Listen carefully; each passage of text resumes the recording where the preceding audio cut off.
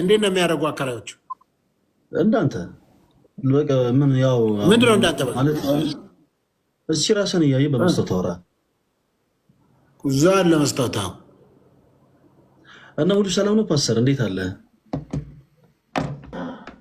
በደም ጮክ ብላ አውራ፣ ምንም አትቅለስለስ እባክህ። ወንድሜ እንደምን አለ፣ ስለምን እንዴት ዋልክ ምናምን አትበለኝ። እኔ በቃ በደም እዚህ ጋር እንደምናወራው አውራ። መጀመሪያ ደረጃ በቃ እቤት ስትሆን ከቤተሰቦች ጋር ከልጆች ጋር ከአባት ጋር ከሰፈር ጓደኞች ጋር እንደምትሆነው አውራኝ። በቃ እዚህ ጋር አሁን አይንን ብሊንክ ብሊንክ እያደረግ እንዴት አለህልኝ እባክህ ምናምን አትበለኝ። እኔ አላውራም እንደዛ ካልከኝ። በቃ በአግባቡ ከጓደኞች ጋር ስትጫወት እንደምትጫወተው ቤተሰብ ጋር ስታወራ እንደምታወራው። አትደንግጣውን። ምንድን ነው ምን ያስደነግጣል? ፔንት ያርለ እንዴ? ማነው አደንግጦ የተባለው? ለእናንተ ለእኔ ነው እንዴ? ዛሬ ደግሞ ምን እንዴት ነው ነገር? እና ሁል ጊዜ ማድረግ መቻል ያለብህ እሺ፣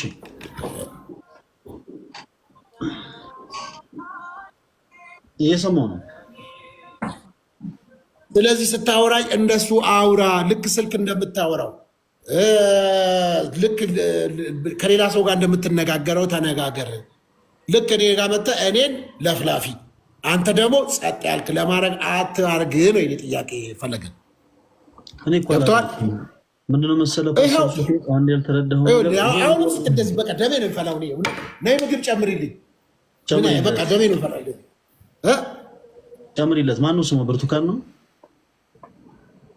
የሁላችንም ብርቴ ትመስላለች። አንተ ደግሞ የተለያዩ ናቸው።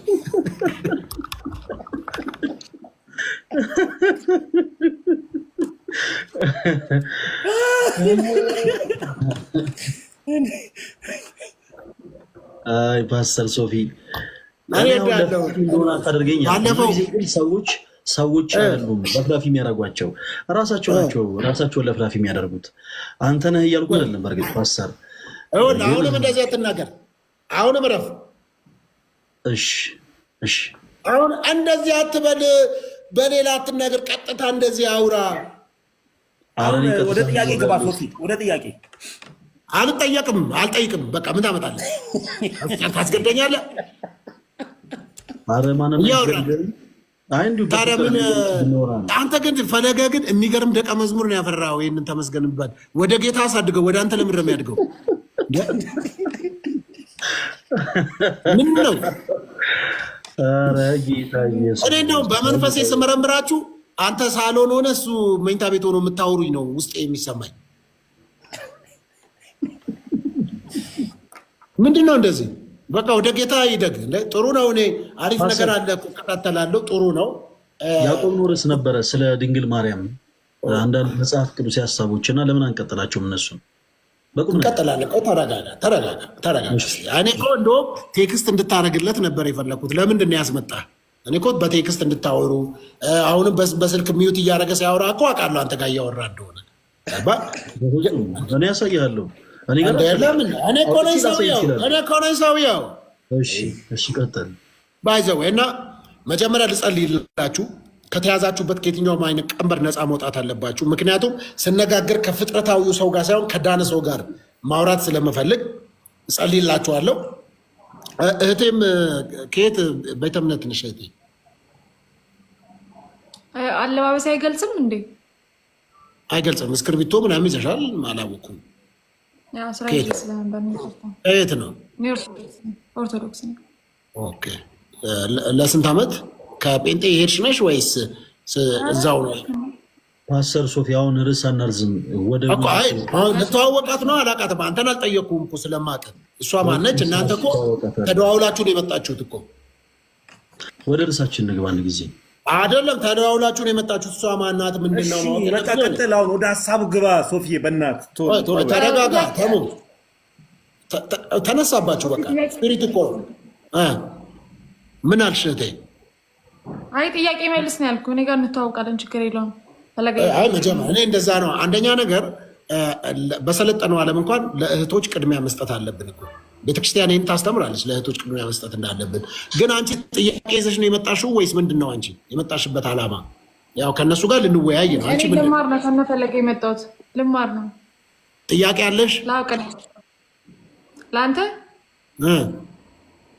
አይ መጀመሪያ እነሱን ጥያቄ መልስ አለሽ ወይ ነው አንቺ አሁን ጠይቅኝ እኮ አይደለም ጥያቄ ይዘሽ ነው ወይ መጣሽው ጠይቃለሁ አንተ የላትም ትላለህ እሷ ጠይቃለሁ ትላለች ተግባብ ተደዋውላችሁ ነው እንጂ ተነጋገሩ ተነጋገሩ አይ አንቺ ጥያቄ ካለሽ እህቴ አግብተሻል አንቺ ባለትዳር ነሽ ሶፊ ኧረ በመድኃኒዓለም ወደ ሀሳቡ እንሂድ ጥያቄ መጠየቅ እችላለሁ ባይዘው እኔ ጋር ነው እያወራ ያለው ኦክ ከኔ ጋር እኮ መጀመሪያ ጥያቄ መልስ የተጠየቀውን ጥያቄ እኔን ጠይቀኛውን ስለ አንድ ወልዳ ስሙ አይደለም አንደኛ በጨዋነት ከእንደዚህ በጨዋነት አለባበስሽን አስተካክለሽ መጽሐፍ ቅዱሳዊ አድርገሽ መምጣት አለብሽ እዚህ እንደዚህ ተገላልጠሽ መጥተሽ በሚዲያ በፍጹም የኛን ሴቶች ጨዋዎች ተሸፋፍነው የሚመጡ የነሱ ከነሱ እንኳን አትማሪም እንደ እንደዚህ ኖ ይሄ ልክ አይደለማ እኔ ችግር የለውም እነዚህ ወጣቶች ግን ሀሳባቸውን ትወስጃለሽ ገባሽ እንደዚህ ድንቡሽቡሽ ብለሽ መጣሽ እዚህ ጋር እንትን ማድረግ ልክም አይደለም አንቺን ስጠይቅሽ ፈለገ ይመልሳል ጥያቄ ያለሽ ወይ ሲል የላትም ይላል አንቺ አለኝ ታዲያ ስለዚህ ኤኒዌይስ አንዴ እጃችሁን አንሱ ልጸልይላችሁ እንደ አንድ ፓስተር እንደ አንድ መጋቢ መንፈስ ቅዱስ አብሮት እንደሚሰራ ደግሞ ቤተክርስቲያን እንደሾመችውና ስልጣን እንዳለው ሰው በእናንተ ላይ ጸልያለሁ ከዛ ይሄ ሰዋዊው ፍጥረታዊው ነገራችሁ ረግቦ በመንፈስ ዓለም እንድናወራ ምክንያቱም አለበለዚያ ድንጋይ ላይ ውሃ ብታፈስ ምንም ጥቅም ስለማይኖረው መጀመሪያ የጠነከረ ልባችሁ እንዲላላል ጸልይላችሁ ፈቃደኛ ናችሁ ብዙ ፕሮቴስታንት ህልመኛ ስለሆነ ያው ችግር የለም ያው ያለም ከሆነ ነገር አድርግ ችግር የለውም ከዛኛ ምን ጸልያለሁ አንተም ጸሎት ህልመኛ አይደለንም በነገራችን እኛ መንፈሳውያን ነን እንደዛ ሁሉንም አይደለም ያልኩት አይ እንደዛ አትበል ብዬ ፈለገ ጥሩ አይደለም ምክንያቱም በጸሎት ነው ምንም ነገር የሚሆነው ያለ ጸሎት ብንነጋገር ደረቅ ነው እኔም ከእናንተ የምወስደው እናንተም ከኔ የምትወስዱት ነገር የሚናገር ሰው በእውቀት ይናገራል የሚሰማ በጥበብ ይሰማል ስለዚህ አንዴ ልጸልይላችሁ እግዚአብሔር አምላኮች ጸልያለሁ በጌታ በኢየሱስ ክርስቶስ ስምና ስልጣን እንግዲህ ወንድሜ ተሙ ወይም ዴማስ እንዲሁም ደግሞ ወንድማችን ፈለገ እንዲሁም እህታችንን እግዚአብሔር አምላኮች በጌታ በኢየሱስ ክርስቶስ ስምና ስልጣን ከዚች ደቂቃና ሰዓት ጀምሮ ነፃ እንዲወጡ ጸልይላቸዋለሁ ከየትኛውም ከተያዙበት ነገር በሙሉ በኢየሱስ ክርስቶስ ስም ውሃ ግድብን እንደሚያፈርስ የልባቸው ይሄ የደነደነው ነገር እንዲፈርስ ጸልያለሁ ደግሞ መንፈስ ቅዱስ በእሽታ መንፈስ እንድትቀበላቸው እንድታግዛቸው ፊደል ይገላል መንፈስ ግን ህይወት ይሰጣል ተብሎ ተጽፏልና እግዚአብሔር ሆይ ፊደል ይዘው መጥተዋል ነገር ግን መንፈስ ደግሞ እንድትሰጣቸው በጌታ በኢየሱስ ስም ጸልያለሁ አሁን የሚሰሙት ይህ ነገር ሁሉ በጌታ በኢየሱስ ክርስቶስ ስም አንተ መንፈስ ቅዱስን መቀበል የሚችሉበትን ኢየሱስ ክርስቶስን የህይወታቸው ጌታ አዳኝ ገዢ አድርገው እንዲቀበሉ እኔ የምዘራውን ዘር በልጁ በኢየሱስ ክርስቶስ ደም ወደ እግዚአብሔር መንግስት መቅረብ እንዲሆንላቸው የኤፌሶን ጸሐፊ እንደሚናገር ከፍጥረት የቁጣ ልጆች ነበራችሁ እንደሚል አሁን ግን በደሙ ቀርባችኋል እንዳለ በኢየሱስም በደሙ ኃይል መቅረብ እንዲሆንላቸው በታረደው በግ በዛ በንጉሱ በኢየሱስ ክርስቶስ በጌታ ኢየሱስ ክርስቶስ ደም ነፃ መውጣት ቀንበራቸው እንዲሰበር ከተያዙበት ተረታ ተረት መውጣት እንዲችሉ ከተያዙበት አሉባልታ መውጣት እንዲችሉ ከመበሻሸቅ መውጣት እንዲችሉ አንተን ኢየሱስ የተሰቀለውን ክርስቶስን ብቻ እንሰብከዋለን እንደተባለ በጌታ በኢየሱስ ስም ከአንደበታቸው ኢየሱስ የሚል ልክ ለማርያም ለመከራከር ቀንድ አብቅለው እንደመጡ አሁን ኢየሱስ የሚለውን ስም ማወጅ የሚችሉበትን መንፈስ እንድታግዛቸው ኃይል እንድሰጠት ለዚህ ነው መጽሐፍ ሲናገር ሰው በኃይሉ ችሎት አይበረታም ተብሎ እንደተጻፈ ኃይል እንድትሆናቸው ጉልበት እንድትሆናቸው መንጭቆ መውጣት አይቻልም ረጅም ዓመት ሰው 30 ዓመት ከሰማው ታሪክ 40 ዓመት ከሰማው ታሪክ 100 ዓመት ከሰማው ዘመን ካስቆጠረ ታሪክ መውጣት የሚችለው አንተ ስትደርስለት ብቻ ስለሆነ በጌታ በኢየሱስ ክርስቶስ ስም ለነዚህ ለሶስቱም ለሚከተሏቸው በኢየሱስ ስም ነፃ መውጣት የሚችሉበትን መንፈስ አሁን ሰጣዋቸው በኢየሱስ ስም የሚቀጥለው ቀን እኔ አሁን እነሱ ከሚቃወሙት መንፈስ ጋር አብረው ማገልገል እንዲችሉ ኢየሱስም ደግሞ በእነሱ የተነሳ ብዙዎች ነፃ እንዲወጡ ብዙዎች ቀንበራቸው እንዲሰበር ብዙዎች ኃይል እንዲያገኙ በጌታ በኢየሱስ ስም እምነት ከመስማት ነው ይላል መስማትም በእግዚአብሔር ቃል ነው እንደሚል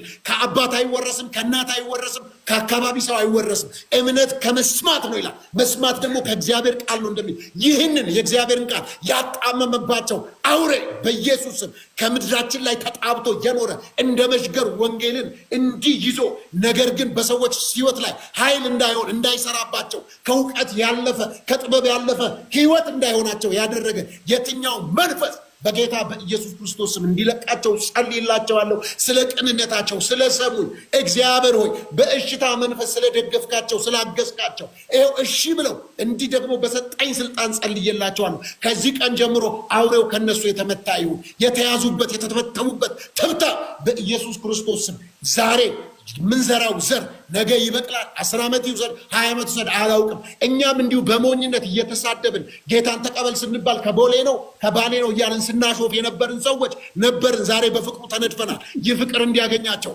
ይህ ኃይል እንዲያገኛቸው፣ ይህ መንፈስ እንዲያገኛቸው በጌታ በኢየሱስ ክርስቶስ ስምና ስልጣን በተሰጠኝ ስልጣን ቤተክርስቲያን ባስቀመጠችኝ ቦታና ልክ በኢየሱስ ስም ነፃ መውጣት እንዲሆንላቸው እጸልያለሁ። እግዚአብሔር ዘመናቸውን ይባርክ። አሜን። ጎበዝ ተወዛዋዥ ነው።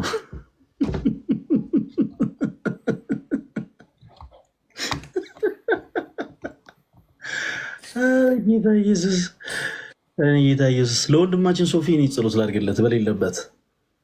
ሁላችሁም አንድ ጊዜ ብቻ ምን ትላላችሁ? እኔ አንድ ጸሎት ነው ማድረገው። እግዚአብሔር አምላክ ካለበት የውዝዋዜ መንፈስ ያውጣው፣ ነፃ ያውጣው። መድኃኒዓለም በቃ እኔ ብቻ ነው ማለት ነው ፈልገው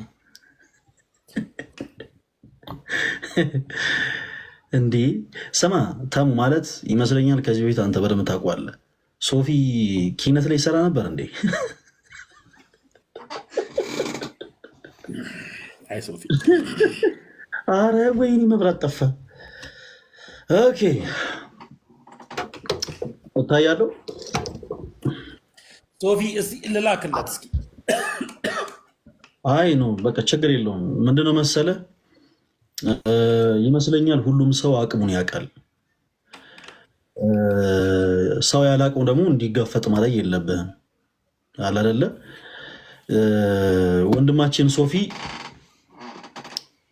ያው ለነገሮች ለመወያየት ፈቃደኛ ሲሆን እኛ ዝግጆች ነን። በየትኛውም ሰዓት ቀርበን እንወረዋለን። ደግሞ መልካም ወንድም ነው። ጥሩ ልብን ያለው ለነገሮች ሁሉ አለ አይደለ? ነገሮችን ለማውራት ነገሮችን ለማማር በጣም ጥሩ አቅርቦት ያለው ሰው ነው እና ነገሮችን ለማውራት ልክ ዝግጁ ሲሆን ብናወራው ይሻላል። አለበለዚያ ግን ልክ በዚህ አጋጣሚ እንዴ ስማ አውሬው እሱ ነው እንዴ አርቅላችኋልና ጀለስ ራሱ ራቅ እኮ ምን ይሄ ራሱ ራቅ ሄደ። አይ እኔ የገረመኝ ነገር ምንድነው ሶፊ ደፋር ነው። መጠየቅ አይወድም፣ መጠየቅ ይወዳል ሶፊ እና ብዙ ጊዜ መጠየቅ አይወድም፣ መጠየቅ ይወዳል። ባለፈው ዕለት ብዙ ቪዲዮ ወጥቶበታል ታውቃለህ፣ ስለ ማርያም ምናምን። አሁን ያለችው አማራጭ እቺን ጸሎት ጸልዮ ቪዲዮ ማስራት ነበርና ግን ምን እንደሆነ አላውቅም። ሶፊ የት ልላክለት? ሰው አስገብቶ ገዝት ላይ ልልክለት ስልኮ ሰው አስገብቷል። አይ ሶፊ ፈለገ በቃ አንተ ከዚህ በኋላ ውይይት አታርግ፣ ኮሜንት እየዘጋ ማስተማር ጀምር።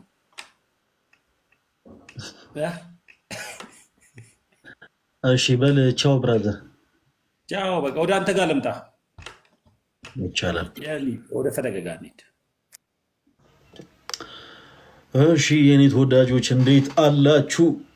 የጌታችን ኢየሱስ ክርስቶስ ጸጋና ሰላም ከእናንተ ጋር ይሁን። በዚህ አጋጣሚ ፕሮቴስታንት ወንድሞቻችን እጅግ በጣም ነው የምንወዳችሁ፣ በክርስቶስ ፍቅር እጅግ በጣም ነው የምንወዳችሁ። ወረትና ሽንገላ በሌለበት ቃል ስለ እውነት ከልብ እንወዳችኋለን እና እንደዚህ አይነት መንፈሳዊ ሀሳቦች ሲኖሩ ቀርቦ አንዳንድ ጊዜ ማውራቱ መልካም ነው። እናንተ ሰዎች ግድ የላችሁም። እኔ እንደዚህ አይነቱን ነገር አልደግፍም። ቀረብ ብሎ ምናምን ትንሽ ማውራቱ ምናምን ጥሩ ነው።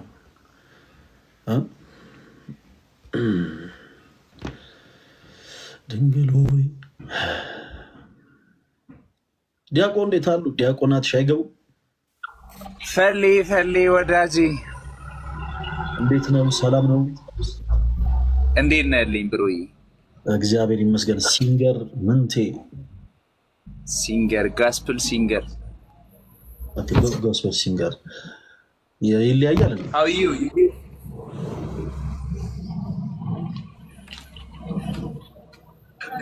በነገራችን ላይ ተሜ ወንድሜ ነው የሚመስለው። ተሜ ነው የምመስለው ፌሻል ኧረ አንተ ቆንጆ ነህ እንዴ! በጣም ነው የምትጫነው፣ ግን ትጨቁነዋለህ። ይሄን ልጅ ለምንድን ነው? ኧረ ተው። ኧረ እንዴት ናችሁ? ሰላም ነው? እግዚአብሔር ይመስገን። ወንድማችን እንዴት ነህ? ሁሉ መልካም? እግዚአብሔር ይመስገን። ዘማሪ ነህ? በጣም ነው የምወደው። ኦኬ። እግዚአብሔር ያክብርልኝ፣ እግዚአብሔር ያክብርልኝ። በጣም ነው የማመሰግነው። መጽሐፍ ቅዱስን ማለት የመጽሐፍ ቅዱስ እይታ ምናምን ነገር ደስ ይለኛል። ፕላስ ደግሞ ብዙ ታውቃለህና እከታተላለሁ። በጣም ነው የማመሰግነው። እግዚአብሔር ያክብርልኝ። ስላወኩ በጣም ደስ ብሎኛል። እኔም በጣም ደስ ብሎኛል። ታደገኝ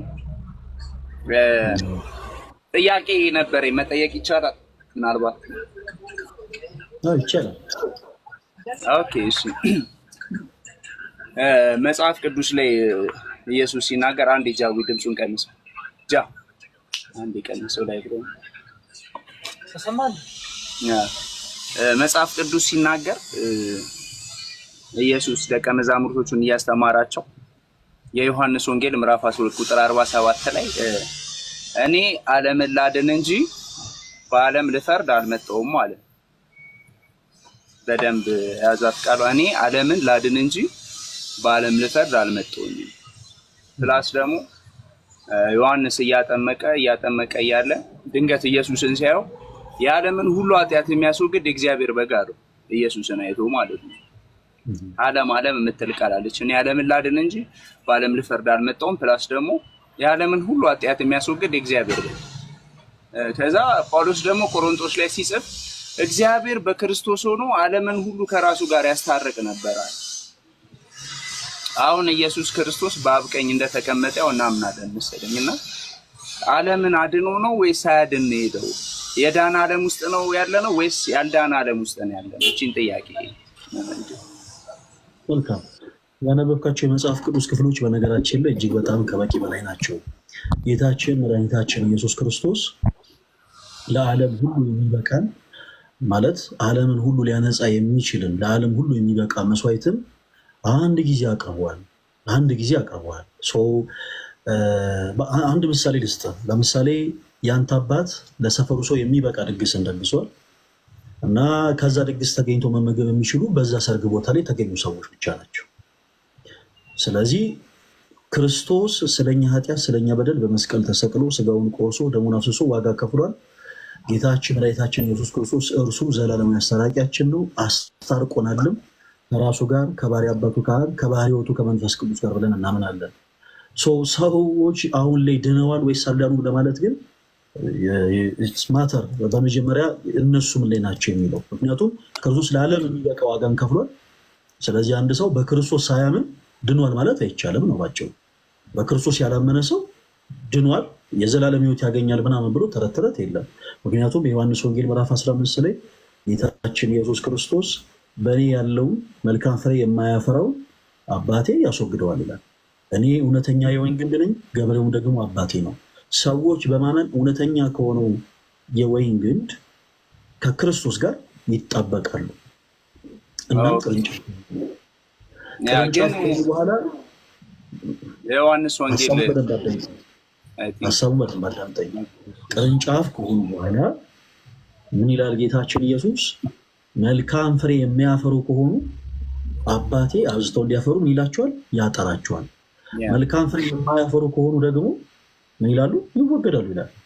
ከዛ ቁጥር 6 ላይ ወረድ ብለህ ደግሞ ስትመለከት ድንቅ በሆነ ቃል በክርስቶስ ኢየሱስ ሲያምን አንድ ሰው መልካም የተባሉ ነገሮች በአጠቃላይ እያደረገ ራሱ ቢኖር መልካምነት እንኳን ቢኖር ማለት ነው እንደ ቅርንጫፉ የትኛው ቁጥር 2 ነው የተጠቀሰው? እንደዛ ቅርንጫፍ ይወገዳል፣ እነርሱንም ሰብስበው ወደ እሳት ይጥሏቸዋል፣ ያቃጥሉማቸዋል ይላል። ስለዚህ ሰው ልጅ ድኛለሁ ብሎ በኮንፊደንስ ለመናገር በመጀመሪያ በክርስቶስ ኢየሱስ ማመን አለበት። ማመን አለበት። ምክንያቱም የክርስትና ሕይወት ራሱ ሲጀመር የሚጀመረው በመዳን ስለሆነ ማለት ነው። ሰው ግን የክርስትና ሕይወት ውስጥ ሳይኖር ግን አይድኛለሁ ማለት ግን አይችልም። ግን የኛ አምላክ ከሌሎች አምላክ ለየት ያደርገዋል ብዬ የማስበው የኔ ፐርስፔክቲቭ ነው። ማለት ሌሎች አምላኮች ያለውበት ሃይማኖት ባክግራውንድ ምናምን ሳይሆን የኛ አምላክ ከሌላ አምላክ እግዚአብሔር ፍቅር ነው ብለን ስንናገር አጋፔ የሆነው ፍቅር እንደ ሰው ያልሆነው ፍቅር ነው የምንለው ሰጥቶ በመቀበል መርህ የሚያምን አምላክ አይደለም ያለ። በዛ ነው ከብዙ ሃይማኖት እንትኖች ጋር ስንሟገት የኛ አምላክ የወደደን ከኛ ባልሆነ ነገር ነው። እኛ በሰጠነው ነገር ላይ ከኛ በሆነ ዲፔንድ ሆኖ አይደለም የወደደን የምንለው። ለዛ ነው ዮሐንስ ወንጌል ምዕራፍ 15 የሚያወራው ያንኑ ነው። እውነተኛ የወይን ግንድ እኔ ነኝ አላቸው። ለምንድን ነው የወይን ምሳሌ ተጠቀመው? የወይን ግንድ ለመጠቀም ፈለገ ኢየሱስ። እውነተኛ የወይን ግንድ እኔ ነኝ። ወይን ምን አይነት ባህሪ ያለው? ገበሬውም አባቴ ነው አለ። ልክ እውነተኛ የወይን ግንድ ሲል መጀመሪያ እስራኤላውያን አብን ብቻ ነበር የሚያውቁት፣ ወልድን አያውቁትም። እግዚአብሔር አብን ብቻ ነው የሚያውቁት። ለዛ ነው የያዕቆብ መልእክትና የሮሚ መልእክት እንትን ይልብናል ምናምን ብለን ብዙዎቻችን የሚጋጭብን የሚመስለን ለዛ ነው። ያዕቆብ እምነት ያለ ስራ ሙት ነው የሚለው ከዚህ ከዮሐንስ 15 ጋር የሚያያዝ ፖይንት ስላለው ነው። እውነተኛ የወይን ግንድ እኔ ነኝ፣ በአባቴ እመኑ በእኔም እመኑ እያለ ኢየሱስ ክርስቶስ እስራኤላውያንን 3 ዓመት ተኩል መጥቶ ሲያስተምራቸው ከራሱ ጋር የማስተዋወቅን ስራ እየሰራ ነው። እኔ ውስጥ ካልሆናችሁ አትድኑ ያለ እኛ እንዲሁም የምናውቀው አብርሃምን ነው ሲሉት ኖ እኔን ማወቅ አለባችሁ። እውነተኛ የወይን ግንድ እኔ ነኝ፣ ግንዱ ላይ ሁኑ። ወይን በባህሪው ሲተከል እንደ ኖርማል እንደ ወይራ ምናምን ግንድ አይደለም። የወይን ግንድ ገበሬ ይፈልጋል እንዲያፈራ ማለት ነው። ስለዚህ ወይኑ ከተበላሸ ተጠያቂው ወይኑ ቅርንጫፉ ምናምን ሳይሆን ግንዱ ነው ተጠያቂው፣ ወይም ደግሞ ገበሬው ነው መጠየቅ ያለ። ገብቷል? እንደዛ የሚል ሀሳብ የለም። ይሄ ስህተት ነው። እሺ ምንቴ፣ ይሄ ፈጽሞ ከመጽሐፍ ቅዱስ እውነት ጋር የሚገናኝ አይደለም። አሁን ትልቁ ችግር ምንድን ነው? ሰው የቀረጸው ፕሮጀክት ከመጽሐፍ ቅዱስ ሀሳብ ጋር ለማቀራረብ የምትሞክር ከሆነ መቼም ነው የማትግባባው ከመጽሐፍ ቅዱስ ጋር። ምክንያቱም እንደዚህ የሚል ሀሳብ የለም። ቅርንጫፍ እንደዚህ ቢሆን ተጠያቂው እንዲህ ነው። ሲጀምር ምድራዊ የሆኑ ስርዓትና ሰማያዊ የሆኑ ስርዓት ፈጽሞ የሚገናኝ አይደለም። በመጀመሪያ ስለ ሳልቬሽን እንድናወራ ለምሳሌ በሳልቬሽን ዙሪያ በድህነት ዙሪያ አንተ ምንድን ነው የምታምነው? እሱን እምነትህን እስኪ ልወቀው አንድ ጊዜ። በሳልቬሽን ዙሪያ በድህነት ዙሪያ ያለ እምነት ምንድን ነው? ለምሳሌ በ5 ሶሎች ታምናለህ? እንዴ 5 ሶሎች እንደዛ ሳይሆን እኔ ማምነው እግዚአብሔር ዓለምን ሁሉ እንደታረቀ አምናለሁ። አሁን በ5 ሶሎች ማመን እንደታረቀ አምናለሁ ምን አልከኝ? ይኸውልህ በ5 ሶሎች ማመንም አለማመንም እግዚአብሔር ዓለምን ሁሉ ከራሱ ጋር አሳርቋል ወይም አይደለም የሚል ሀሳብን የያዘ አይደለም። ነው እንትን ይላል ማለት ማተር ያደርጋል ምንም እሱ ይተበታለን እንዳንከራከር ነው። እዚህ ጋር ምናልባት 1.7 ሰዎች አሉ 1007 አካባቢ አሉና ለነሱ በተመሰለ መልኩ ለማውራት ያህል ነው። ገብቷል አይደል? ድምጼ ይሰማህም ይሄ ነው ወይስ እየሰማኸኝ ነው የምታወራው? ኦኬ እሺ፣ ድምጼ እየሰማኸኝ ነው እንዴ የምታወራው? የኔ ድምጽ እየተሰማ ነው የምታወራው እንዴ? ቀጥልሽ። እሺ፣ የኔ ጥያቄ ይሰማኛል ታምናለህ ወይንስ አታምንም? ተዋቸው፣ 5 ሶሎችን ተዋቸውና ሰዎች በማመናቸው ብቻ የዘላለም ሕይወትን ያገኛሉ ብለህ ታምናለህ ወይንስ አታምንም? ሰዎች በማመን ይድናሉ ነው እንጂ የዘላለም ሕይወትማ የሰው ልጅ ሁሉ አሉ ተሰጥቶታል። ጥያቄ የኔ ሰዎች በማመን ይድናሉ ወይስ አይድኑም አይደለም እንዴ?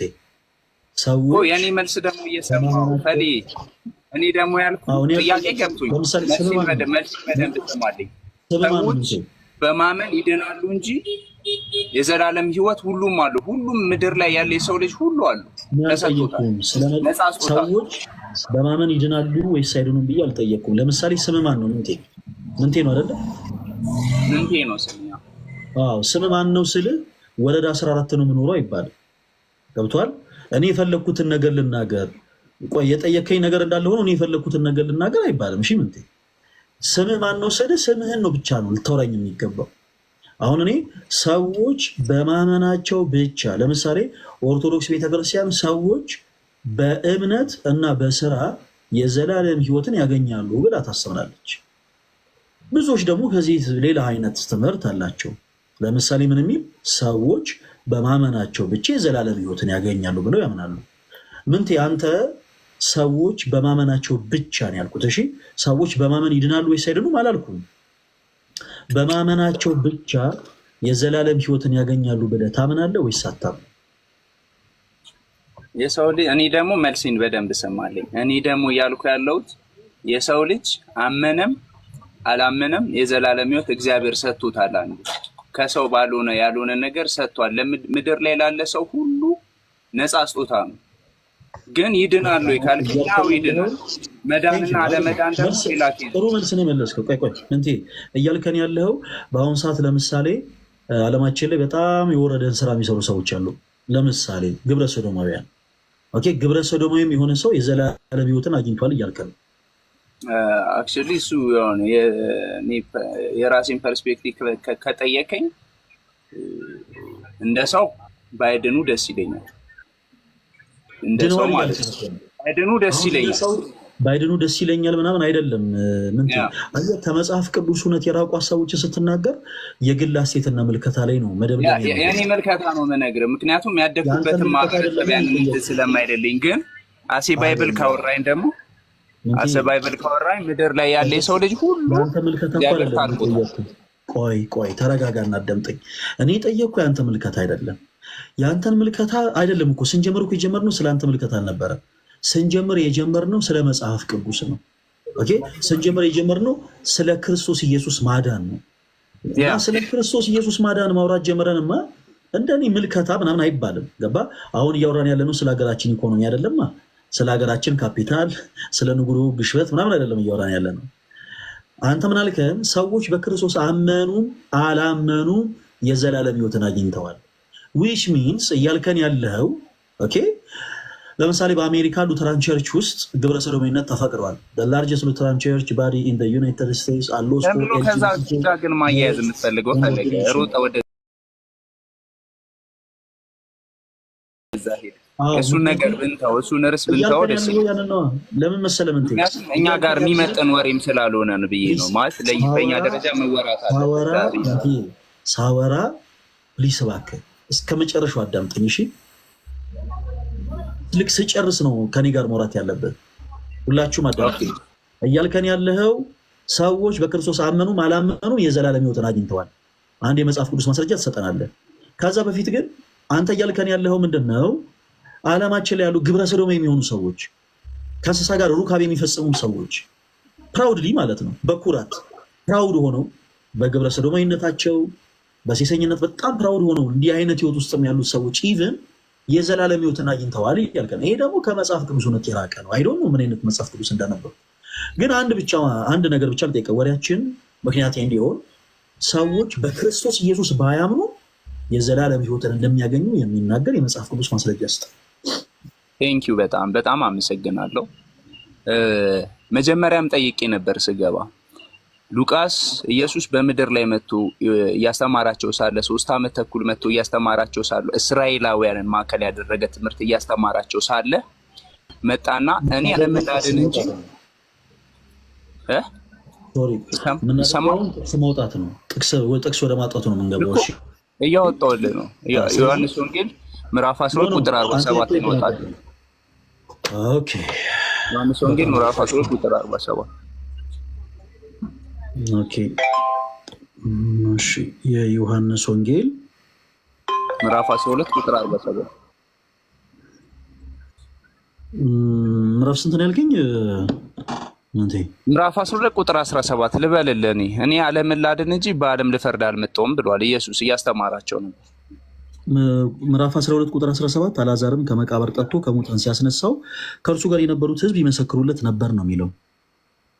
ዮሐንስ ወንጌል ምዕራፍ 12 ቁጥር 47። እሺ ቁጥር 47 ዓለምን ላድን እንጂ በዓለም ልፈርድ አልመጣሁምና ቃሌን ሰምቶ የምፈርድበት እኔ አይደለሁም። ኦኬ አንብብልኝ ያልኩህን ብቻ እንድታነብልኝ ነው። ዮሐንስ ወንጌል ምዕራፍ 12 ቁጥር 47 እኔ ዓለምን ላድን እንጂ በዓለም ልፈርድ አልመጣሁም አለ። እኔም የምፈልገው አዎ ወይም ደግሞ አይደለም የሚል መልስ ነው ካንተ። እኔ ዓለምን ላድን እንጂ በዓለም ልፈርድ አልመጣሁም ብሎ ኢየሱስ ሄዷል። አሁን በአብ ቀኝ ነው ያለው። እዚህ መጥቶ ኢየሱስ ክርስቶስ የሰራው ስራ ፕሊስ ብሮ ፕሊስ አስጨርሰኝ። እሺ ጨርሰኝ አባት። ዓለምን ላድን እንጂ በዓለም ልፈርድ አልመጣሁም ካለ አሁን ያለንበት ዓለም ኢየሱስ አድኖት ነው የሄደው ሳያድነው ነው የሄደው? ይህንን ብቻ ወይ ነው ወይ አይደለም ብለህ መልስልኝ። ሌላ መልስ አልፈልግም። ነው አይደለም ብለህ። ክርስቶስ ዓለምን ሁሉ ለማዳን የመጣው እኔ ይሄንን አድን ነው ብሮ፣ እሱ አይደለም መልሱ። ነው አይደለም ነው መልሱ። ነው ወይስ አይደለም? ይሄን መልስልኝ። ምንቴ አልመለስክልኝም። ለምን ኖ የስ ኦር ነው ብለህ መልስልኝ። መልስ እኮ ያ ነው። እኔ እኮ የጠየቅኩህ የስ ኦር ነው ብለህ መልስልኝ ብዬ ነው። ዓለምን አድኖ ነው ሳያድን ነው? አልመለስክልኝም። ክርስቶስ ወደዚች ዓለም የመጣው ዓለምን ሊያድን ነው። ተረጋጋ እንጂ ሊያድን ነው አይደለም። አድኖ ነው የሄደውና ሊያድን ነው ይለያያል ብራዘር። እሺ አንድ ጊዜ ሊያድን ነውና አድኖ ነው ሄደው ይለያያል ብሮ። ለምንድን ነው አንተ እኮ ነው መረጋጋት ያለብህ ብራዘር። አሁን እየመለስክልኝ ያለው የጠየቅኩህን አይደለም እየመለስክልኝ ያለው። እኔ በማወራበት ቶን አውራ እንጂ ቅድም ለምንድን ነው አንተ እኮ አለስልሰህ ስላወራ አንተ ልክ ነህ ማለት አይደለም ብሮ። አንተ ቀስ ብለህ ዝግም ብለህ ስላወራ እውነት ይዛል ማለት አይደለም። ኮሜንቴን ዝግም ብዬ አይደለም። ተው አትስደበኝ። እኔ አሁን ያልኩት ጀስት በእኔ ቶን አውራ እንድንደማመጥ። ስለ ጮህ አይ ኬንት አንተ ያለኸው ምናልባት ቤት ውስጥ ሊሆን ይችላል። እኔ ውጭ ላይ ነው ያለሁት። የጮክ ሞር ለዛ ይሆናል። እኔ አሁን የጠየቅኩህን ጥያቄ ብቻ መልስልኝ። ነው አይደለም ብለህ ነው የምትመልስልኝ። ይሄን መጽሐፍ ቅዱስ ማስረጃ የሰጠኝ እኔ ለጠየቅኩት ጥያቄ ነው አይደለ? ነው ወይስ አይደለም? እንቴ ነው ወይስ አይደለም? ቶሎ በል መልስልኝ። ይሄን የመጽሐፍ ቅዱስ ማስረጃ ማቴዎስ ጠይቀኝ አልከኝ አይደል? ማቴዎስ አላልኩም። ማቴዎስ አላልኩም። ተረጋጋ። ዮሐንስ ወንጌል ተረጋጋ። መጀመሪያ ተረጋጋ። እኔ በጣም ነው የምወደው ቶኒ፣ በጣም ነው የምወደው። ስማኝ መደምደም እኔ ትጠላኛለህ አላልኩም። ምንቴ ያ እኮ ሰማኝ። አንደኛ ለመማማር ነው ገብቶሃል አይደል? የገባሁት እኔ ይቅርታ፣ ቆይ አንዴ ሚውት ላድርግ። እኔ የጠየኩት ጥያቄ ክርስቶስ ኦኬ፣ በክርስቶስ ያላመነም ጭምር የዘላለም ሕይወት ያገኛል የሚል ጥቅስ ስጠኝ አልኩህ እንጂ ክርስቶስ ወደዚህ ምድር ሲመጣ ዓለም ላይ ሊፈርድ ነው የመጣው አላልኩም እኔ። አዎ ጌታችን ኢየሱስ ወደዚህ ምድር የመጣው እንዲሁ ስለወደደን ዓለምን ሁሉ ሊያድን ነው። ለዛ እኮ ነው ቅዱስ ዮሐንስ እግዚአብሔር ዓለምን እንዲሁ ወዷልና አንድያ ልጁን ሰጠን ይላል። ኦኬ አንድያ ልጁን የሰጠን እንዲሁ ስለወደደን ነው። ይሄ ስናረ ቢግ ዲል የሰባ ሐሳብ አይደለም። ምንቴ ያመጣው ሐሳብ የሰባ ሐሳብ አይደለም። እኔ የጠየቅኩት ጥያቄ በክርስቶስ ያላመነ የዘላለም ሕይወት ያገኛል የሚል የመጽሐፍ ቅዱስ ሐሳብ ምን ላይ ያገኘው ነው? ኦኬ ስለዚህ አምጥተህ የምትሰጠን የመጽሐፍ ቅዱስ ማስረጃ ይኸው እዚህ ጋር በክርስቶስ ያላመኑ ሰዎች የዘላለም ሕይወት አግኝተዋል የሚል ነው። እኛ ምንም አይነት ሌላ ሀሳብ እንትን አላልንም። እና ደግሞ ተረጋጋ ፕሊስ። ይቅርታና ፈለገ እንዴት አደራችሁ? ይቅርታ መሀል ላይ ገባው በጣም መውጣት ስለሚኖር ነው። እንትና ምንቴ ሁለተኛ ቆሮንቶስ 5ን ጠቅሶ ነበረ አደል? ፈልግ ሁለተኛ ቆሮንቶስ 5ን ጠቅሶ እግዚአብሔር በክርስቶስ ሆኖ ዓለሙን ከራሱ ጋር ያስታርቅ ነበር ብሏል። ጠቅሰው ነበር አደለ? ምንቴ ማይክህን ክፈተው። ምንቴ ተረጋጋና ማይክህን ክፈተው። 5 ሰዎች እረፉ፣ አትሳሙኝ። እሺ ፈሊ ይቅርታ፣ ምናልባት ማይሆን ቶን ተጠቅሜ ከሆነ ይቅርታ። ያው ያለውበት አካባቢ ሞተር ምናምን ስለሚጮህ የመኪና ድምፅ ታሷይ ትንሽ የሚጮህ ይመስላል። ችግር የለውም። ሁለተኛ ቆሮንቶስ ምዕራፍ 5ን ጠቅሰ ነበር። እግዚአብሔር በክርስቶስ ሆኖ ዓለሙን ከራሱ ጋር ያስታርቅ ነበር የሚለውን ማለት ነው። ቁጥር 20 ላይ እዛው 19 የጠቀስከው ቁጥር 20 ላይ እንዲህ ይላል፣ እንግዲህ እግዚአብሔር በእኛ እንደሚማልድ ስለ ክርስቶስ መልክተኞች ነን፣ ከእግዚአብሔር ጋር ታረቁ ብለን ስለ ክርስቶስ እንለምናለን አለ። ሐዋርያት ናቸው አደለ ታረቁ ብለው የሚለምኑት? ስላልታረቁ ነው። ያልታረቁ ስላሉ ነው አደለ የሚለምኑት? ኦኬ የመታረቅና እሱ ራሱ ሌላ ራሱን የቻለ እንትን አለው። ግን እኔ እንዳስረዳ እድል ከሰጣችሁኝ ምናልባት የምጠይቀውንም ጥያቄ የሶፎ ብላችሁ ይሄው መልስልኝ እኮ እየነገርኩህ እኮ ነው። ለምሳሌ አንተ ማለት ነው ይቅርታ ናታን ነው አይደል ስምክ? ናታን በአንዱ አዳም ምክንያት ሞት ወደ ዓለም ገባ ይላል መጽሐፍ ቅዱስ። የዛሬ ስንት ሺህ ዓመት አዳም ፍሬዋን ሲበላ ናታን ተባብሮ በልቶ አይደለም አይደል ኃጢአተኛ የተባለው? አይ ወደ ፖይንቱ በልታል እንዲያብረው እኮ ልመጣልህ ነው። በልታል አብረው የሶሩ አይ ፐርሰናል ሲኒ አዳም ነው ግን ደግሞ ሞት ወደ ዓለም ገብቷል ማለት ነው። የስ ኦር ነው የምትመልስልኝ መልስ ማለት ነው። በልቻለሁ ወይ አልበላሁም ነው መልሱ ሊሆን የሚችለው። አድርገው በእናትህ እንዴ ተረጋጋ እንጂ በቃ የስ ኦር ነው ምናምን ለምንድን እንመልስልህ ፈለክ? ይኸው የአዳም ፐርሰናል ሲን በቃ የአዳም ነው። አዳም ዕፀ በለሱን በልቷል። እኔ አይደለሁም የበላሁት። ማን ነው? አዳም ነው። ግን በአዳም ምክንያት ሞት በኃጢአት ገብቷል ወደ ዓለም። ወደ ዓለም የተባለው ወደ ሰው ልጅ ባህሪ ነው። አሁን ያነሳው ነገር ምንድን ነው? ይኸው ከዓለሙ ጋር ታርቀዋል አልክ። መጀመሪያ ምን ጠቅሰህ ባይዘዌ ቅድም ራሱ ነው ቆሮንቶስን የጠቀሰው ማለት ነው። ከዛ አሁን ሲመጣለት ምን አለ? አይ እንደው ይሄ ሌላ ሀሳብ ነው አለ። ቆሮንቶስ 2 ቆሮንቶስ 5 የጠቀስከው ቁጥር 19 እግዚአብሔር በክርስቶስ ሆኖ ዓለሙን ከራሱ ጋር ያስታርቅ ነበር የሚለውን የጠቀስከው አንተ ነህ። ለምን? ዓለም ሁሉ ታርቋል ለማለት ማለት ነው። ከዛ ግን አንድ ቁጥር ዝቅ ብለህ ቁጥር 20 ላይ ግን ምን ይላል? ይኸው እኛ ስለ ክርስቶስ እንለምናለን ታረቁ ብለን የማስታረቅን አገልግሎት ለእኛ ትቷል፣ ለእኛ ሰጥቷል። መጀመሪያ ይኸው በክርስቶስ ነበር የማስታረቅ አገልግሎት። የማስታረቅ አገልግሎቱን ፈጽሞ ከሄደ በኋላ ደግሞ አሁን የማስታረቅ አገልግሎቱን ለእኛ ነው የሰጠው። እኛ ደግሞ ምን እንላለን? ታረቁ እያለን እንለምናለን አለ። ሌላ አንድ ጥቅስ ልጨምርልን። ሮሜ 3 ቁጥር 21 ጀምሮ የሚናገረው ነገር አለ። አሁን ግን በሕግና በነቢያት የተመሰከረለት የእግዚአብሔር ጽድቅ ያለ ሕግ ተገልጧል ካለ በኋላ ማለት ነው። እርሱም ለሚያምኑ ሁሉ የሆነ በኢየሱስ ክርስቶስ በማመን የሚገኘው የእግዚአብሔር ጽድቅ ነው ይላል። ስለዚህ ይህ ጽድቅ በምን በኩል ነው የሚገኘው አለ? ምንቴ በምን በኩል ነው የሚገኘው አለ? ይሄ በኢየሱስ ክርስቶስ በኩል በሕግና በነቢያት የተመሰከረለት የእግዚአብሔር ጽድቅ በምን በኩል ነው የሚገኘው አለ? ብሮ እንትን አይ ቲንክ የምንግባባ አይመስለኝም ናታን። ቢኮዝ ደህና ዋል። እታች ውረድ። ዩኒቨርሳሊዝም የሚባል እምነትህን ይዘህ እታች ውረድ። በቃ ከአንተ ጋር ማን ይዳረግ? በቃ መጽሐፍ ቅዱሱ ምንድን ነው የሚለው? በጣም ይቅርታ እሺ ፈሌ ምንድን ነው የሚለው? በቃ ይሄው በሕግና በነቢያት የተመሰከረለት በሕግና በነቢያት የተመሰከረለት ማለት ነቢያት የመሰከሩለት የሚጠብቁት ይህ የእግዚአብሔር ጽድቅ በምን የሚገኝ ነው አለ? ቁጥር 22 ላይ ለሚያምኑ ሁሉ የሆነ በኢየሱስ ክርስቶስ በማመን የሚገኝ ነው አለ። ከዛስ ቁጥር 23 ላይ ሮሜ 3:23 ላይ ምን ይላል? ሁሉ ኃጢአትን ሰርተዋል የእግዚአብሔር ክብር ጎሏቸዋል ካለ በኋላ በኢየሱስ ክርስቶስ በሆነው ቤዛነት በኩል እንዲያው በጸጋ ይጸድቃሉ ካለ በኋላ ምን አለ? 25 ላይ እርሱንም ምኑን? ጽድቁን እግዚአብሔር በእምነት የሚገኝ በደሙም የሆነ ማስተስሪያ አድርጎ አቆሙ። በቃ በእምነት የሚገኝ ነው አለቅ። ይሄ አሁን ባይዘዌ አሁን ወንድማችን መጥቶ የተናገረው ነገር ምን ይባላል መሰላችሁ? ዩኒቨርሳሊዝም ወይ ሁሉም ድነዋል አይነት ነገር። ቅድም ፈለገ ላይ ያስተካክለ የነበረው አለ። እንደው ጫጫታ ስላበዛ ነው እንጂ እንደው የእኛ አምላክ ከሌላ አምላክ የሚለየው እኛ አንድ አምላክ ብቻ ነው ያለን። ማንም አምላክ ነኝ ቢሎ ቢመጣ ጣዖት ነው። እኛ በቃ አንድ አምላክ ብቻ ነው ያለን ማለት ነው። ቅድም ፈለገ እየተናገረው ነበር፣ በወሬ ዲስትራክት ስላደረገው እንዳይሰማ ስላልተፈለገ ነው። ኤኒዌይስ ግን ምንድነው በቃ ግልጽ የሚለው ይሄው በኢየሱስ ክርስቶስ በኩል የተደረገ ቤዛነት አለ። ኦኬ፣ ይህ ቤዛነት ለኃጢአት ስርየት ነው። ኦኬ፣ ለኃጢአት ስርየት የሆነ በኢየሱስ ክርስቶስ በኩል የተደረገ ቤዛነት አለ። ቁጥር 25 ለምን ይላል? እርሱንም አለ እግዚአብሔር በእምነት የሚገኝ በደሙም የሆነ ማስተስሪያ አድርጎ አቆመው አለ። ከዛስ ይህም በፊት የተደረገውን ኃጢአት በእግዚአብሔር ችሎታ ስለመተው ነው። በእኛ ችሎታ ስለመተው አይደለም። በቃ በማ ችሎታ? በእግዚአብሔር ችሎታ ስለመተው ነው። ኦኬ፣ ያለፈው ኃጢአታችንን በስራ በኦሪት ስራ በመስዋዕት በእርግብ በዋኖስ በኮርማ ደም እንደዚህ ስለመተው ነው አይደለም። እንዴት ታዲያ ተተወ? ኃጢአታችን እንዴት ተተወ? ስንመላለስበት የነበረው ለዛ ነው። ቁጥር 23 ላይ ከፍ ብላችሁ ምን ብሏል? ሁሉ ኃጢአትን ሰርተዋል። አያችሁ፣ ኃጢአት ሰርተናል። በበደላችን ምን ነበርን? ሙታን ነበርን። በኃጢአት እንመላለስ ነበረ። ከዛን ይህን ኃጢአት እንዴት ነው የተወልን? እግዚአብሔር እንዲሁ በእግዚአብሔር ችሎታ ነው የተተወልን። ኦኬ፣ ይህንን በእግዚአብሔር ችሎታ ስለመተው የሚያሳየንን በደሙ የሆነ ቤዛነትን የምናገኘው በምንድን ነው አለ ሐዋርያው ቅዱስ ጳውሎስ? በእምነት። የክርስቶስን አንድ ትምህርት አንስቼላችሁ እኔ በቃ ወደ ወንድሞች እንሄዳለን። በጣም መሀል ላይ እንትን ብዬ እንትን ካልኩ ጥሩ ይቅርታ።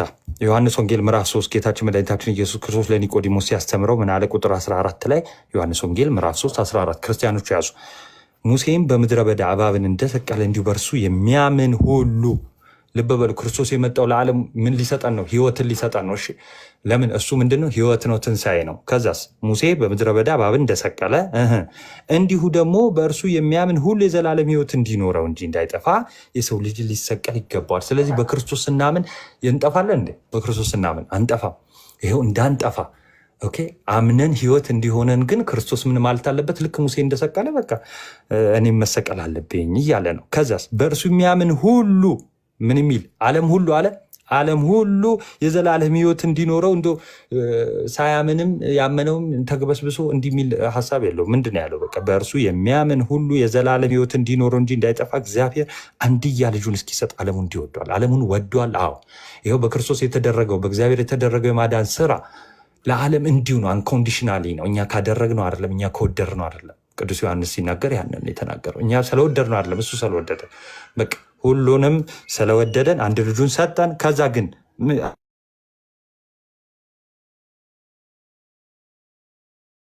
የዘላለም ሕይወትን እንድናገኝ በቃ ስለዚህ ዓለም በልጁ እንዲድን ነው እንጂ በዓለም እንዲፈርድ እግዚአብሔር አላከውም። ፈልዬ በጣም ይቅርታና ቅድም ሲያነሳ የነበረው ነገር ምንድን ነው? ወደ ዓለም የመጣው ይኸው ክርስቶስ ወደ ዓለም የመጣው ቤዛ ሆኖ ሊያድነን ነው። መጽሐፉ የሚለው በቃ ያ ነው። ሉቃስ ላይ የተጠቀሰው ዮሐንስ ላይ የተጠቀሰው እኔ የመጣሁት ልፈርድባችሁ አይደለም በእኔ መኑና ዳኑ ሊለን የመጣው። ኦኬ ሊፈርድማ ቢሆን አንድም ሰው አይቀርም፣ ሰቅለው ገለውታል። ይኸው እንዳለ ይፈርድብን ነበር። ሊፈርድብን አይደለም የመጣው። ምን ሊለን ነው? ይልቁንስ ምትክ ሊሆን ቤዛ ሊሆነን ዋስ ሊሆነን ኦኬ ደሙን ሊያፈስልን ነው የመጣው። ከዛስ መድኃኒት ሊሆነን። ይልቁንስ ግን አሁን ሊፈርድብህ ይመጣል። ወንድሜ ነቃ። ለማንኛውም ስልክ እየገባብኝ ስለሆነ ነው። ፈልዬ በጣም ይቅርታ ማለት ስለገባው ቀጥሉ። በቃ ቴንኪው። ምሳ ጋባዦች ናቸው። ጠበጡኝ እኮ አመጣም እንዴ? ኧረ አልመጣም እንዴ? እኛ እናገልግል እንጂ እናንተ ቤተክርስቲያን እናገልግላት።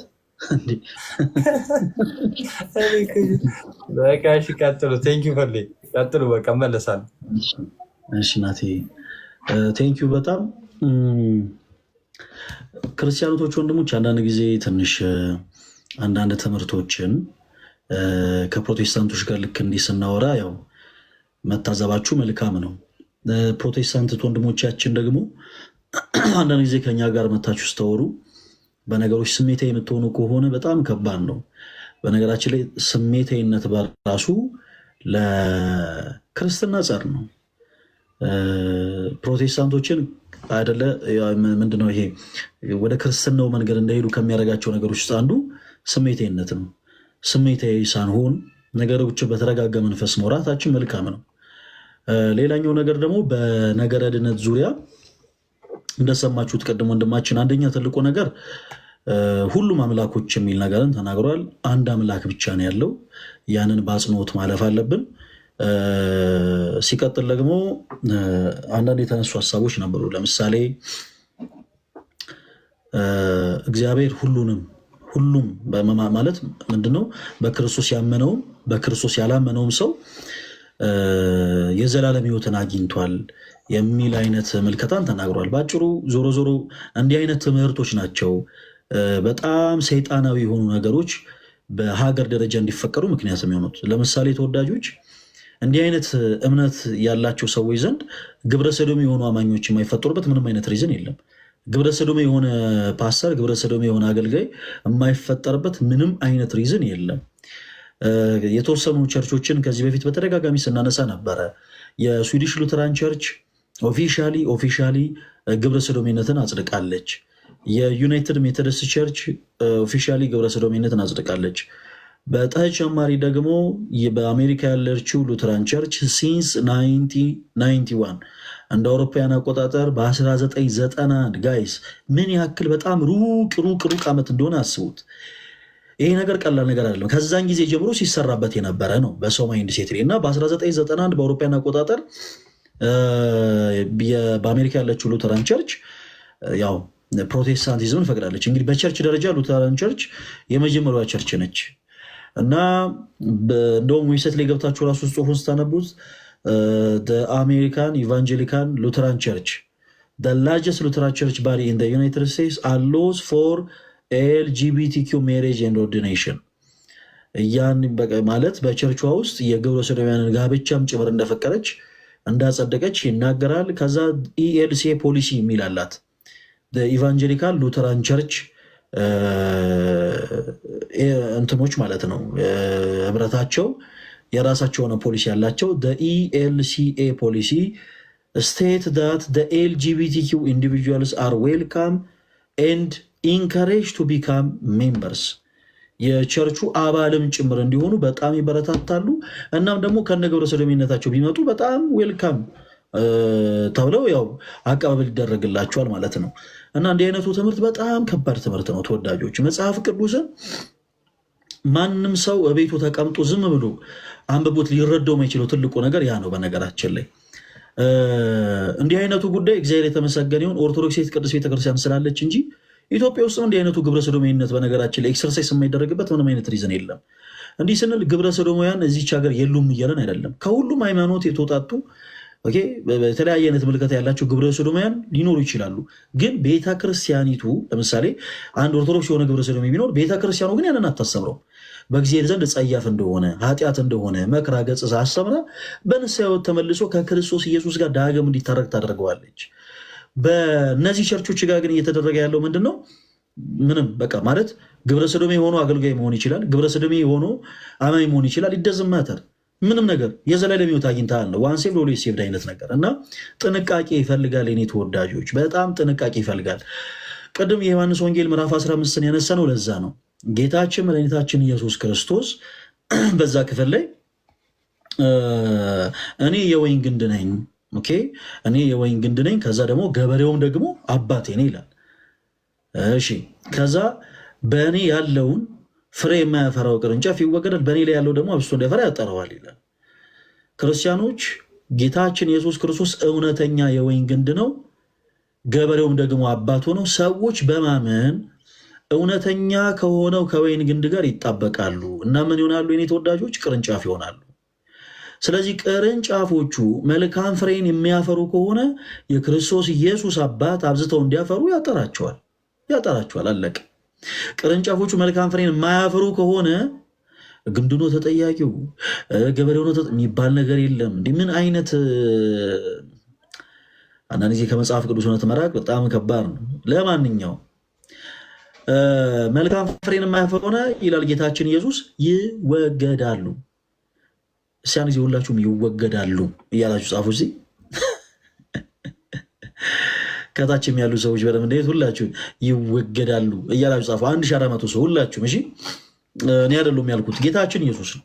መጽሐፍ ቅዱስ ነው እንደዛ ያለው። የዮሐንስ ወንጌል ምዕራፍ 15 ቁጥር 2 ላይ በእኔ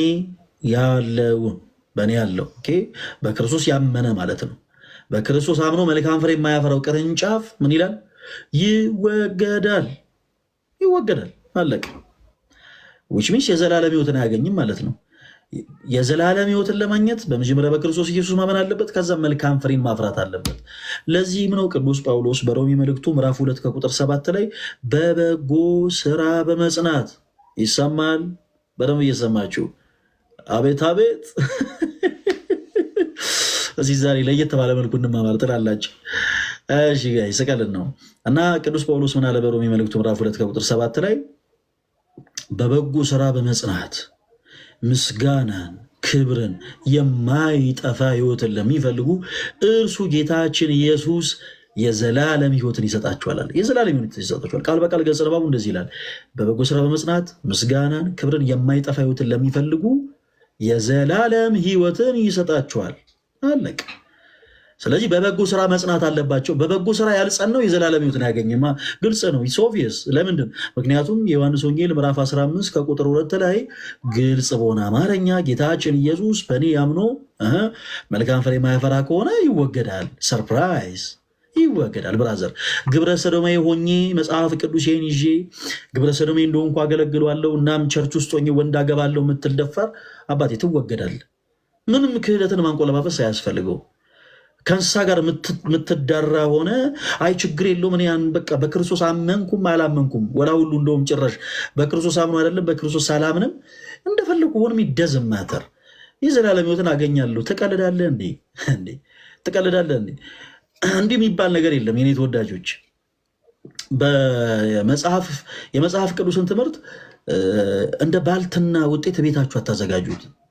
አንዳንድ ጊዜ እንደ ባልትና ይሄ እንደ በሶ ብላ እንደ ሽሮ እንደ ምጥን በርበሬ እቤታችሁ እየፈጫችሁ በላስቲክ እንዲያሸጋችሁ እንደ ባልትና ውጤት ማዘጋጀት የምትፈልጉ ሰዎች ፕሊስ ረፉ። የመጽሐፍ ቅዱስ ትምህርት እንደ ባልትና ውጤት ቤት ውስጥ አይዘጋጅም። ኦኬ መጽሐፍ ቅዱስን ይብል ልትረዱት የምትችሉት በአስተምሮ ነው። ኦኬ ቤተክርስቲያን ባላት አስተምሮ ስለዚህ ወደ ቤተክርስቲያን ቀርባችሁ የመጽሐፍ ቅዱስን ትምህርት ከቤተክርስቲያን ስር ነው ሆናችሁ መማር ያለባችሁ። አለበለዚያ ግን ቁጭ ብላችሁ የራሳችሁን ድርሰት የምትደርሱት እና እንዲህ አይነቱ ነገር ጥንቃቄ ይሻል፣ ጥንቃቄ ይሻል። ለዛም ነው ቅዱስ ያዕቆብ በመልእክቱ እምነት ከስራ ተለይቶ የሞተ ነው ያለው። ለዛ እኮ ነው አይደለም በክርስቶስ አለማመን ማይ ብራዘር፣ አይደለም በክርስቶስ አለማመን፣ በክርስቶስ አምኖስ እንኳ መልካም ስራን የማይሰራ ከሆነ ከንቱ ነው እያለ ነው። ከንቱ ነው እንኳን በክርስቶስ አለማመን፣ በክርስቶስ አምኖ ራሱ ሰው መልካም ፍሬን የማያፈራ ከሆነ ኢስ ሚኒንግለስ። በቃ እምነት ከስራ ተለይቶ ምን ያለ ነው? የሞተ ነው። ያ እምነቱ በራሱ የሞተ ነው። እንኳን በክርስቶስ አለማመን ይቅርና ሰው ቁጥሩ 6 ላይ ጌታችን ኢየሱስ በእርሱ የማያምኑ ሰዎች which means ቅርንጫፍ የማይሆኑ ሰዎች ዕጣ ፈንታቸውን ሲናገር ከቁጥር 2 ጋር ካሉት ጋር ያመሳስላል። በእርሱ አምነው በክርስቶስ ኢየሱስ አምነው መልካም ፍሬ ሳያፈሩ የሚወገዱት ማለት ነው። ስለዚህ በክርስቶስ የማያምኑና በክርስቶስ አምነው መልካም ፍሬ የማያፈሩት በአጠቃላይ ወደ እሳት ይጣላሉ ነው መጨረሻው። ቁጥር 6 ነው ዮሐንስ ወንጌል ምዕራፍ 15 ቁጥር 6 ላይ እንደዚህ ይላል፣ በእኔ የማይኖር ቢሆን እንደ ቅርንጫፍ። ለየትኛው ቅርንጫፍ? ቁጥር 2 ነው የተጠቀሰው። አቤት መጽሐፍ ቅዱሳችን እኮ ነው እግዚአብሔር። ኦኬ በእኔ የማይኖር ቢሆን ይላል ጌታችን ኢየሱስ እንደ ቅርንጫፍ። ለየትኛው ቅርንጫፍ? ቁጥር 2 ነው የተጠቀሰው። እሺ ቁጥር 2 የተጠቀሰው ምን ይላል? በእኔ አምኖ መልካም ፍሬ የማያፈራ ይወገዳል። እሺ በእኔ የማይኖር ቢሆን ደግሞ አለ እንደ ቅርንጫፍ ይወገዳል እንደተባለው ማለት ነው። እንደ ቅርንጫፍ ወደ ውጭ ይጥሉታል። እነርሱንም ሰብስበው በክርስቶስ ያላመኑትን፣ በክርስቶስ አምነው መልካም ስራ የሌላቸውን፣ በክርስቶስ አምነው ግብረ ሰዶም የሆነውን፣ በክርስቶስ አምነው ነፍሰ ገዳይ የሆነውን፣ በክርስቶስ አምነው በንስሐ ሕይወት ያልተመላለሰው በአጠቃላይ እነሱንም ሰብስበው ወደ እሳት ይጥሏቸዋል፣ ያቃጥሉማቸዋል። አለቅ ያቃጥሏቸዋል። ኦኬ ያቃጥሏቸዋል which means ይወገዳሉ ማለት ነው። ስለዚህ አንዳንድ ጊዜ አትሞኙ ፕሊዝ። የመጽሐፍ ቅዱስን ሀሳብ አንዳንድ ጊዜ በጣም ጥንቃቄ ይሻል። አለደለ የሆነ ቁጭ ብላችሁ አንዳንድ ጊዜ ይሄ ምንድን ነው ሰፈር ውስጥ እርስ በራሳቸው የሚሿሿሙ ሰዎች አሉ፣ ራሳቸው እንደ አዋቂ ትሪት የሚደራረጉ እና ይገርመሃል ያው ብዙ ጊዜ ምናምን እና በአጭሩ ለእንደዚህ አይነት ሰዎች ማስተላለፈው መልእክት ምንድነው? አትሰካከሱ ነው። በቃ የመጽሐፍ ቅዱስን ትምህርት ለመረዳት በመጀመሪያ አስተምሮ ይጠይቃል። ኦኬ አስተምሮ ምንድነው ካልገባችሁ እንዲገባችሁ እናስረዳችኋለን። እንዴት ብለን? መጽሐፍ ቅዱሳችሁን ማን የሰጣችሁ? መጽሐፍ ቅዱስ 66 እንደሆነ በምን አወቃችሁ? እነዚህን ጥያቄዎች እያነሳ እነዚህን ጥያቄዎች ስትመልሱ ያው ነገሮች በአጠቃላይ ወደ እውነተኛው መንገድ ሊድ እያደረጓችሁ ይመጣሉ። ከዛም በኋላ መጽሐፍ ቅዱስን በግል ፍቺ ሳይሆን በቤተ ክርስቲያን አስተምሮ ፈታችሁ መረዳት እንዳለባችሁ ትረዳላችሁ ማለት ነው። ኤኒዌይስ እንደዚህ አይነት ትምህርቶችን ፕሊስ አቆሙ። ግብረ ሰዶሜነትን የሚያበረታቱ ትምህርቶች መጽሐፍ ቅዱስ የለውም እና ፕሊስ እባካችሁ ለአሕዛብ መሳለቂያ አታደርጉም። ግብረ ሰዶሜነት በእግዚአብሔር ዘንድ ጸያፍ ነው። በአጭሩ በክርስቶስ ያመነውን በክርስቶስ ያላመነውን ኢን ሴንስ ሊቢያ በረሃ ላይ ደማቸውን ስለ ክርስቶስ ያፈሰሱትም እነዛን ንጹሐንንም ደግሞ አጋድመው በስለት ያረዱትም ሰዎች እኩል ግፍ እየሰሩ ይኖሩት ማለት ነው። እኩል የዘላለም ሕይወትን ያገኛሉ ማለት ዘበት ነው። እነዛ ሰዎች የዘላለም ሕይወትን ሊያገኙ የሚችሉት በበጎ ስራ ሲጸኑ ነው። በየትኛው በጎ ስራ? በንስሐ ከክርስቶስ ጋር ሲታረቁ፣ ኦኬ ቅርንጫፍ ሲሆኑ፣ ቅድም እንዳልኩት ክርስቶስ እውነተኛ የወይን ግንድ ነው። እውነተኛ ከሆነ ከወይን ግንድ ጋር ሲጣበቁ ያኔ ኦኬ ዘላለም ሕይወትን ያገኛሉ። በመልካም ፍሬን በማፍራት በንስሐ ሕይወት ተመላልሰው አለቀ። ከዛ ውጭ ግን በሊቢያ በረሃ ላይ ደማቸው የፈሰሱትም ስለት ይዘው ደግሞ በጭካኔ አንገት የቆረጡትም እኩል የዘላለም ሕይወት ያገኛሉ አይባልም። አገራችን ላይ ታስታውሳላችሁ፣ በቆርቆሮ ታርደው ደማቸው ፈሶ የሞቱ ነፍሳት አሉ እና በቆርቆሮ ታርደው የሞቱትም በቆርቆሮ አራጆቹም እኩል የዘላለም ሕይወት ያገኛሉ አይባልም። እንደዚህ አይነት አስተምሮም የላትም ቤተክርስቲያናችን፣ አንለስ ንስሐ እስካልገቡ ድረስ ማለት ነው። በንስሐ ሕይወት ከተመላለሱ ግን እነዚህ ሰዎች ልክ እንደ ጳውሎስ የደማስቆ ምርኮኛ ይሆናሉ ማለት ነው። የደማስቆ ምርኮኛ ይሆናሉ። ጳውሎስ እስጢፋኖስን በድንጋይ ያስወግዷል። ከዛ በኋላ ግን በንስሐ ሕይወት ተመላልሷል። የደማስቆ ምርኮኛ ሆኗል። ከዛ ውጭ ግን እንዲሁ ዝም ተብሎ አላረል እንደ ሁሉም ይገባሉ። ይሄ አንበሳ ባስመሰላችሁ እንዴ? ምንድን ነው? እኔ የእግዚአብሔር መንግስት የሚያቀልብኝ ሰው አይመቸኝም እንዴ። ምን ሆናችሁ ነው? አንበሳ ባስ ራሱ እንደው ዝም ተብሎ አይገባም። አሁን እንዴ ይሄ ሸገር ባስ መሰላችሁ እንዴ? ይሄ አዲሱ የመጣው ባስ ደግሞ ምንድን ነበር? ይሄ ኤሌክትሪኩ እንዴ? ኧረ ተው ጋይስ ተው፣ ግድ የለም ዝም ብሎ ሁሉም ይገባል አይባልም። ኤኒዌይስ እኔ እንኳን ለዚህ አልነበረ የሚገባሁት። ለማንኛውም ስለነበረን ጊዜ ሁሉ አምላካችን እግዚአብሔር የተመሰገነው። ተወዳጆች ከገባው አይቀር የተወሰኑ መልእክቶችን ብናገር ደስ ይለኛል። ብፁዕ አባታችን አቡነ ይስሐቅን ብዙዎቻችሁ የምታውቋቸው ይመስለኛል። እስቲ ላሳያችሁ።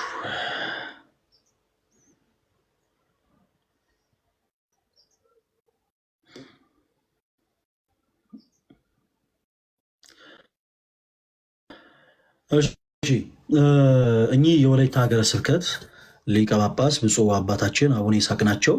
ይህን ፎቶ የተነሳ ነው የዛሬ 1 ዓመት ይመስለኛል። ለአብነት ትምህርት ቤቱ እዚሁ በቲክታክ ፕላትፎርም ላይ 200,000 ብር አሰባስበን ለብፁዕ አባታችን ወስደን ያስረከበን ቀን ነው።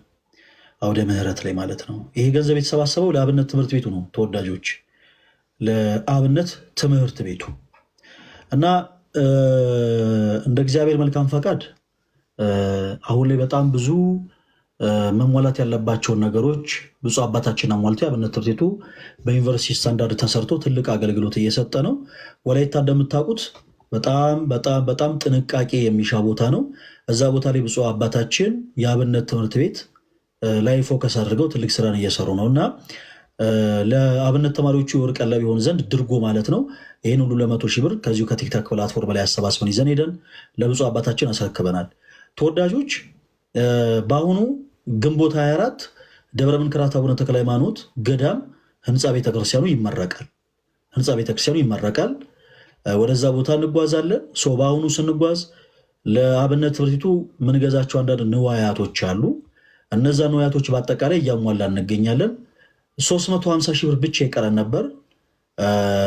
በእነዚህ ቅርብ ቀናት አይ ቲንክ ወደ 50,000 ብር ያክል ተሰብስቧል እና 300,000 ብር ያክል ይቀረናል። የኔ ተወዳጆች በጣም ብዙ ነገሮች እስካሁን ተገዛዝተዋል። ለአብነት ትምህርት ቤቱ ለእያንዳንዱ ተማሪዎች ብርድ ልብስ፣ እንደ ጥንድ ድርብ የሚለብሷቸው ነጠላዎች፣ በተማሪው ልክ መቋሚያ፣ ጽናጽል፣ ሁሉም ነገር እያሟላን ነው።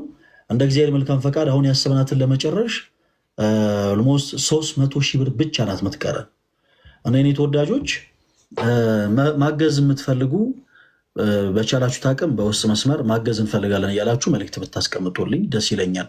ካልሆነም ደግሞ እንደዚሁ ማገዝ ለምትፈልጉ ባላችሁበት መልእክቱ እንዲደርሳችሁ አካውንት ቁጥር ልንገራችሁና አካውንት ቁጥሩን ሁላችሁም ትጽፉታላችሁ እና በቻልነው አቅም በእነዚህ አጭር ጊዜ ውስጥ ቶሎ ቶሎ ብንሳተፍ መልካም ነው። ለምንድን ነው እንደዚህ ያልኩት? አሁን ደግሞ በቅርቡ ከብፁዕ አባታችን ጋር እሱን ምላሳያችሁ አንድ ህንፃ ለማሰራት መሰረተ ድንጋይ ጥለናል። እግዚአብሔር የተመሰገነ ይሁን። ለአብነት ትምህርት ቤቱ ሁልጊዜ ለአብነት ትምህርት ቤቱ እንዳይለመን ይኸው መታየት ይታያል ይመስለኛል አይደል? በኢትዮጵያ ኦርቶዶክስ ተዋሕዶ ቤተክርስቲያን በወላይታ ሀገረ ስብከት የሶዶ ደብረ መንክራት አቡነ ተክለ ሃይማኖት ገዳም ለአብነት ትምህርት ቤት መደጎሚያ ለአብነት ትምህርት ቤት መደጎሚያ የሚሆን ሁለገብ ህንፃ ግንባታ ህዳር 11 ቀን 2017 ዓ.ም ብፁዕ አቡነ ይስሐቅ የወላይታ ሀገረ ስብከት ሊቀ ጳጳስና የቅዱስ ሲኖዶስ አባል የመሰረት ድንጋይ አኖሩ ይላል። ይህንን የመሰረት ድንጋይ ከብፁዕ አባታችን አቡነ ይስሐቅ ጋር እንግዲህ ያው እንትን ብለን የተመለስ ነው እና ይህንን ህንፃ ለመጀመር ደግሞ ሌላ ገቢ ማሰባሰቢያ ይኖረናል። አንድ የተመረጠ ካፌ ውስጥ ይኸው እንግዲህ የመሰረት ድንጋዩ የተጣለው የዚህን ቀን ነው። አንድ በተመረጠ ካፌ ውስጥ የተለያዩ ቲክታከሮች፣ የተለያዩ አርቲስቶች ተገኝተው ሰዎች ምግብ ተመግበው ሂሳባቸውን ከፍለው ቲፓቸውን ለህንፃ ማሰሪያው እንዲሰጡ የተቻለንን ያክል እያደረግን ነው እና ያም ትልቅ ርብርብ ይጠይቃል ተወዳጆች። እና ይህን ህንፃ ብቻ ነው ለማሰራት አሁን የቀረን ማለት ነው እንደ እግዚአብሔር መልካም ፈቃድ። ይሄንን ደግሞ ለመስራት ቢያንስ አሁን የያዝነው መጨረስ አለብን። ኦኬ አሁን የያዝነው መጨረስ አለብን። የቀረን 300 ሺህ ብር ነው እና ፕሊስ እባካችሁን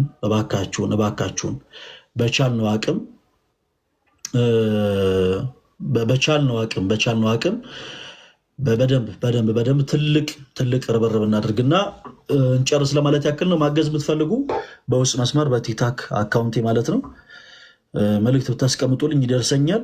እንዲሁ ደግሞ አካውንት ቁጥሩ የምትፈልጉ አካውንት ቁጥሩን ነገራችኋለሁ።